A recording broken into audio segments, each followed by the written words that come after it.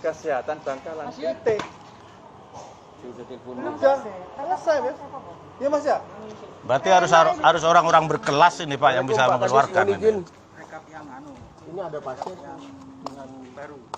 Jadi untuk masyarakat yang nggak punya rekom nggak bisa keluar ya? Nggak bisa. Jadi untuk masyarakat yang nggak punya kenalan kepala dinas, siapa nggak bisa keluar ya, bertapa di sini. Apapun alasannya, ibunya meninggal ke apakah tidak bisa keluar begitu Pak ya?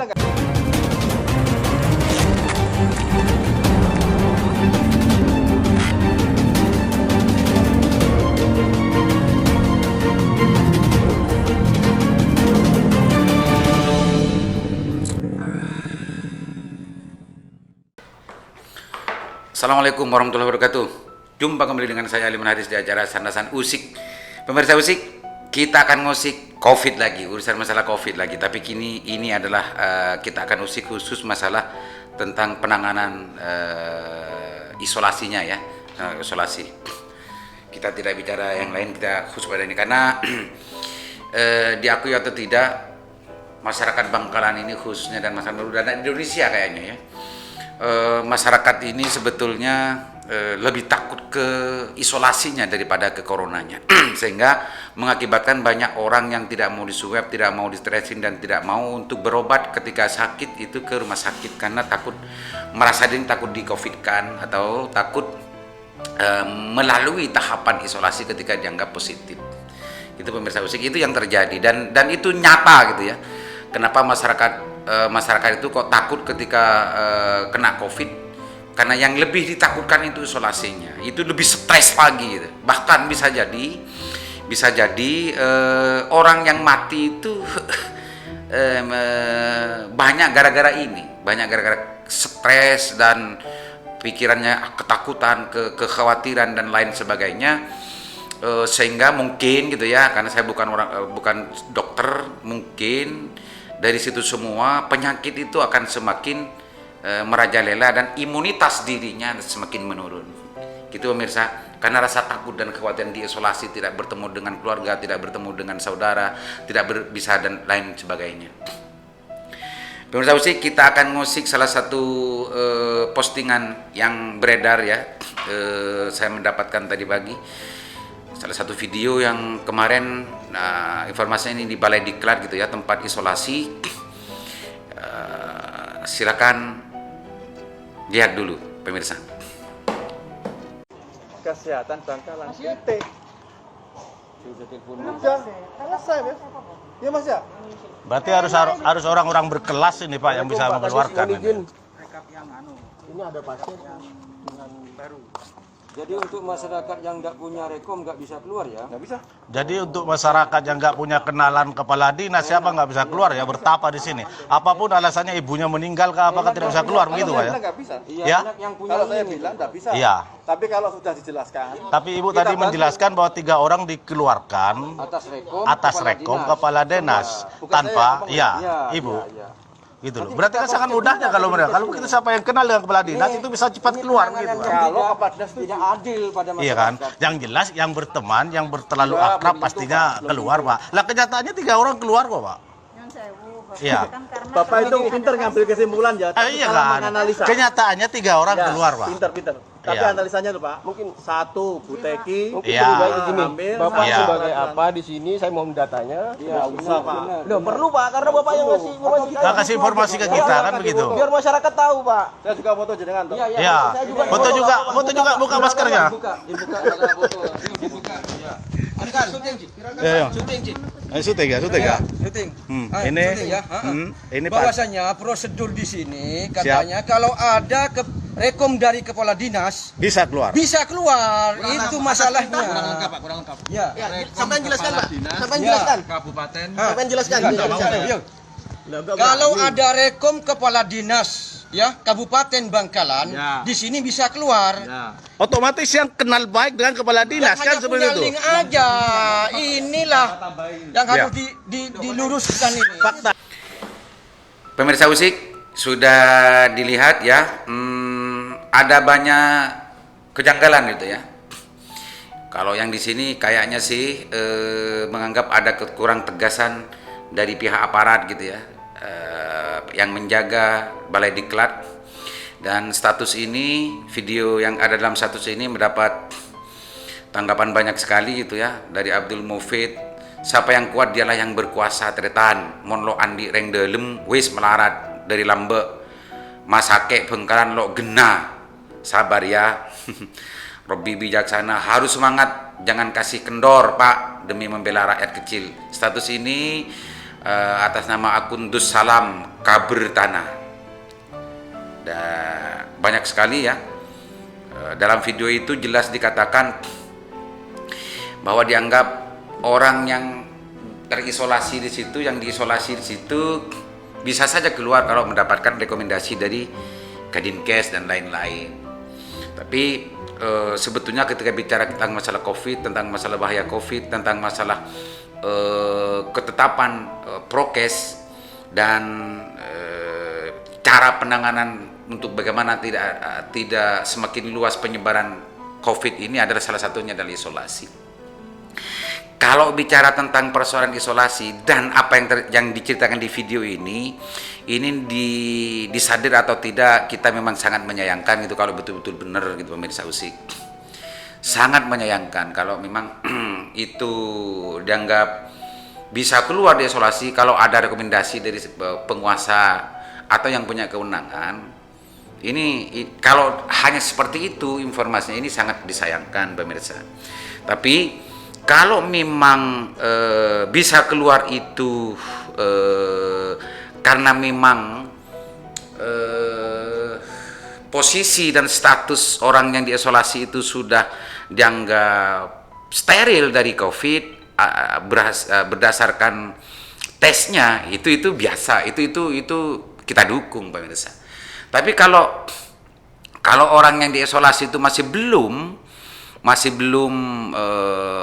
ada hasil tesnya bahwa sudah steril dari COVID, ini sangat disayangkan karena memang di luaran dan juga masyarakat medis gitu ya, dan juga pemerintah sangat menyarankan kita bagi orang-orang yang sudah jelas-jelas terkena COVID itu jangan sampai berkeliaran, dan caranya adalah diisolasi. Kalau diisolasi ini justru bisa dikeluarkan, dan yang mengeluarkan adalah petugas. Ini kan tidak benar ini pemirsa, tidak benar. Jadi mudah-mudahan apa yang ada di video ini ada alasan medisnya gitu ya, tidak hanya sekedar memberikan rekom karena orang dekat, tidak rekom karena orang dalam dan segala macamnya.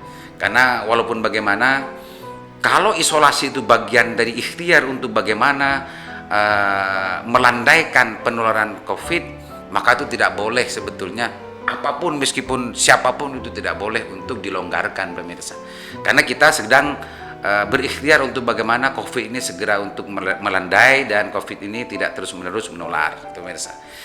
Pemirsa Usik, mungkin yang diisolasi itu apakah hasil swab atau hasil dari antigen atau yang lain-lain, kita kurang paham. Tapi kalau sudah hasil swab atau PCR dan itu dipastikan bahwa itu memang sudah betul-betul dipastikan COVID, maka menurut saya tidak boleh siapapun yang merekomendasi untuk keluar berkeliaran di luar. Terus yang kedua, kalau memang itu hanya antigen dan belum dipastikan itu terkena virus COVID, hanya sekedar hasil dari tes antigen dan lain-lain, dan itu mungkin saja bisa melakukan sebuah kebijakan untuk isolasi mandiri. Itu pemirsa Usik, dan itu bisa kita maklumi dan kita bisa pahami kalau demikian. Tapi video ini jelas-jelas mengatakan bahwa ada sesuatu yang tidak nyaman untuk didengar dan sesuatu yang tidak pantas untuk kita dengarkan informasi ini, karena orang dalam bisa keluar dan lain sebagainya. Tapi di sisi yang lain, siapapun kelompok manapun, karena sekarang Bangkalan lagi sedang genting tentang masalah ini, ya janganlah mencoba-coba untuk bagaimana kalau betul-betul itu kena COVID, jangan pakai segala cara untuk melakukan bagaimana orang itu bisa berkeliaran lagi di luar agar tidak menularkan virus kepada yang lain. Mestinya kan begitu logika sederhananya pemirsa Usik. Pemirsa, dari persoalan-persoalan yang ada di Balai Diklat, tempat-tempat isolasi, bahkan informasinya sekarang sudah penuh gitu ya. Balai Diklat sudah penuh. Saya tadi sempat konfirmasi dengan Humas Gugus Tugas Bangkalan, Bapak Agus, memang sudah penuh sekarang katanya. Dan yang di Suramadu segala macamnya itu justru katanya sih ada informasi memang terlalu longgar, ada yang kabur katanya, ada yang gini dan itu segala macamnya. Dan mungkin semua itu memang tidak mendengar informasi ini kita menimbulkan pertanyaan besar, kenapa kok bisa seperti itu. Tapi di sisi yang lain, karena memang sudah 1 tahun lebih dan juga dalam 2 minggu terakhir ini Bangkalan dianggap sebagai daerah yang sangat luar biasa lonjakannya, dan para petugas itu sudah siang malam mungkin bekerja dan bertugas di situ. Secara kemanusiaan, dalam perspektif kemanusiaan memang bisa saja itu karena capek gitu ya, sehingga petugas-petugas yang di lapangan itu yang namanya capek ya, manusiawi kalau marah-marah kan begitu pemirsa. Akan tapi itu tidak bisa dibenarkan juga, kalau memang kita mau betul-betul berpikir bahwa COVID ini adalah musuh kita bersama, bahwa corona ini adalah musuh kita bersama, bahwa corona ini harus kita lawan bersama, kan begitu pemirsa Usik. Terlepas dari semua itu, karena memang kalau kita mau menyimpulkan dan mendalami, menganalisa, melihat, memperhatikan, menyimak dan mendengar bahwa keluhan-keluhan masyarakat secara umum di bawah itu, karena bahwa yang sangat menakutkan, yang sangat ditakutkan itu adalah isolasi. Itu catat pemirsa, itu isolasi. Sementara isolasi itu sebetulnya bagian dari ikhtiar untuk bagaimana menghindari dan mengendalikan penularan COVID. Ini sederhananya dan juga tujuannya. Maka karena memang isolasi itu tidak harus di tempat-tempat tertentu di Balai Diklat yang dijaga oleh aparat dan semacam, yang semakin mencekamkan pikiran dan mengkhawatirkan, menakutkan orang-orang yang diisolasi. Saya mempunyai tawaran sebetulnya, bagaimana kalau isolasi ini sebetulnya harus dilakukan di rumah masing-masing, isolasi mandiri gitu ya, bagi kriteria-kriteria yang dianggap tidak dipastikan ya, kalau bukan hasil PCR gitu ya, isolasi di rumah dan itu dijaga, dipantau lah oleh petugas, oleh gugus tugas dan lain sebagainya, daripada sekarang itu diisolasi di Balai Diklat di tempat-tempat tertentu yang justru itu akan menimbulkan ketakutan dan ketercekaman bagi orang-orang yang terisolasi di situ. Di samping juga ini juga bagian dari membutuhkan banyak petugas yang harus standby dan juga anggaran negara yang harus dikeluarkan, karena orang-orang yang di sana itu kan harus makan dan lain sebagainya, dan itu semua harus ditanggung negara. harus ditanggung negara.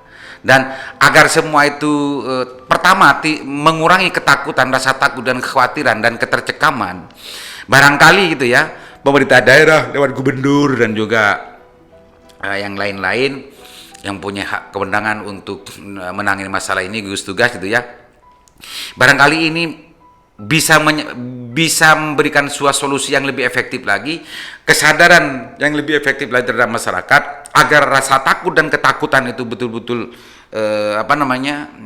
bisa dikurangi gitu ya. Itu ada di isolasi mandiri dengan dipantau oleh petugas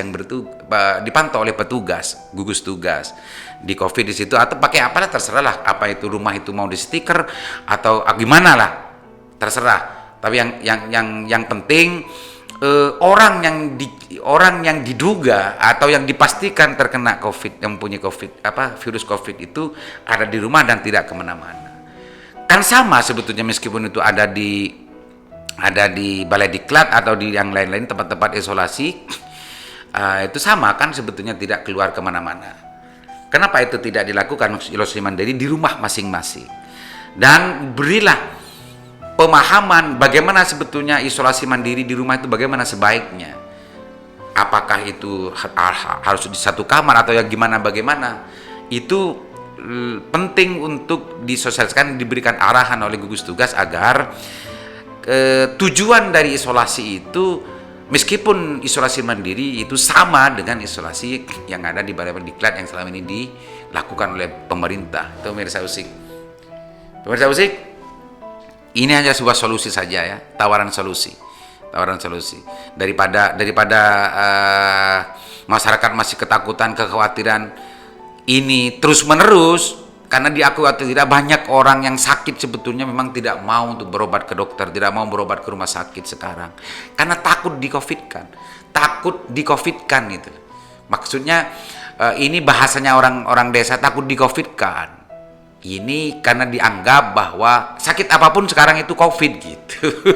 Meskipun mungkin tidak semacam itu sebenarnya. Karena itu yang di-COVID-kan itu menurut pengakuan dan penjelasan dari petugas medis itu karena hasil dari swab, hasil dari tesnya sebetulnya bahwa orang itu COVID atau tidak.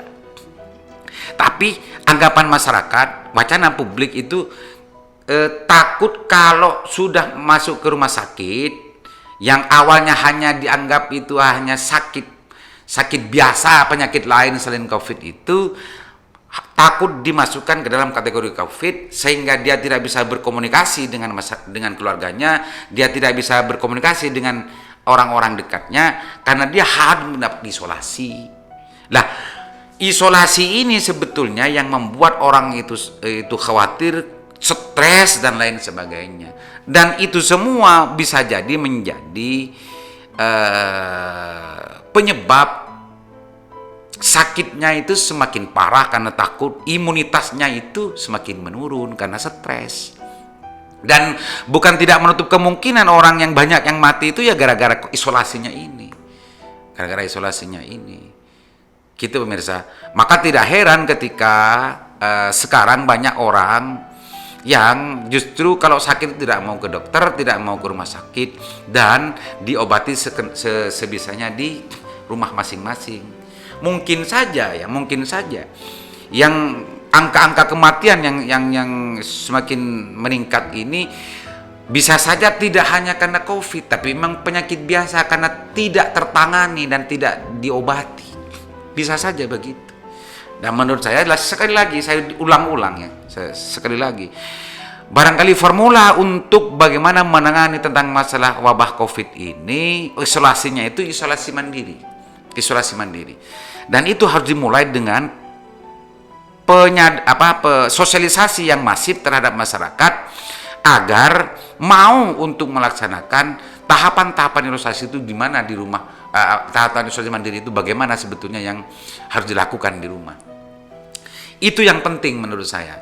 Dan saya yakin langkah ini justru akan menurunkan kekhawatiran, menurunkan rasa stres dan ketakutan masyarakat terhadap COVID. Karena diakui atau tidak, sekali lagi saya ulangi, diakui atau tidak, orang ini, masyarakat ini justru lebih takut ke isolasinya daripada ke coronanya.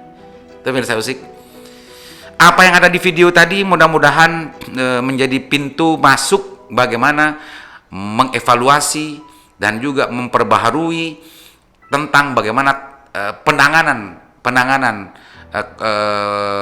wabah COVID ini agar bisa lebih efektif dan tidak menimbulkan ketakutan, tidak menimbulkan kekhawatiran, tidak menciptakan stres massal dari masyarakat. Itu pemirsa, mudah-mudahan apa yang ada di video ini tidak benar gitu ya. Artinya petugas tidak memberikan kelonggaran gitu ya pada COVID yang punya tanggung jawab untuk bagaimana mengendalikan peredaran COVID ini, tidak melakukan pelonggaran gitu ya. Kalau memang betul-betul orang itu kena betul-betul positif, mudah-mudahan tidak ada hal semacam itu karena punya orang dalam justru bisa keluar dan lain sebagainya atau yang lain-lain. Dan mudah-mudahan teman-teman masyarakat yang jadi LSM juga yang jadi jurnalis dan lain sebagainya tidak mencoba-coba untuk bagaimana mencari cara untuk bagaimana mengeluarkan orang yang sebetulnya jelas-jelas positif COVID. Jangan menurut saya. teman-teman aktivis, teman-teman jurnalis, siapapun ya kelompok-kelompok masyarakat yang kritis gitu ya. Mudah-mudahan tidak mencari celah untuk mencari jalan, melobi petugas untuk mengeluarkan orang-orang yang sebetulnya potensial untuk menularkan COVID di masyarakat luas. Mudah-mudahan demikian, pemirsa Usik, dan video ini mudah-mudahan bisa menjadi pemantik kepada semua pihak, baik itu masyarakat atau petugas COVID, gugus tugas, dan semua pihak dan pihak pemerintah gitu ya, untuk betul-betul memperhatikan persoalan-persoalan real yang nyata terjadi di lapangan. Mudah-mudahan bermanfaat. Assalamualaikum warahmatullahi wabarakatuh.